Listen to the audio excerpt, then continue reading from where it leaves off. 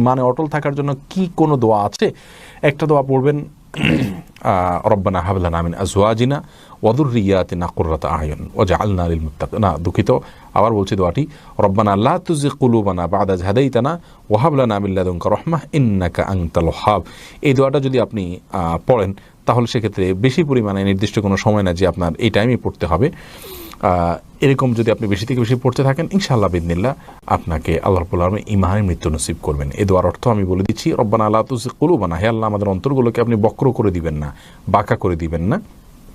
বা'দা ইয হাদাইতানা, আপনি যেহেতু একবার হেদায়েত দিয়েছেন এরপর অন্তরকে আমার বাঁকা করে দিবেন না, রব্বানা লা তুযিগ কুলুবানা বা'দা ইয হাদাইতানা ওয়া হাব লানা মিন লাদুনকা রাহমাহ, আর আপনার পক্ষ থেকে আপনি আমাদেরকে রহমত এবং অনুগ্রহ দান করুন, ইন্নাকা আনতাল ওয়াহ্হাব, নিশ্চয়ই আপনি দানশীল। এই দোয়া আপনি পড়তে পারেন। এটি সূরা আলে ইমরানের আয়াত এবং সূরা আলে ইমরানের যথাসম্ভব 8 নম্বর আয়াত এটি, যার কারণে এই দুটোই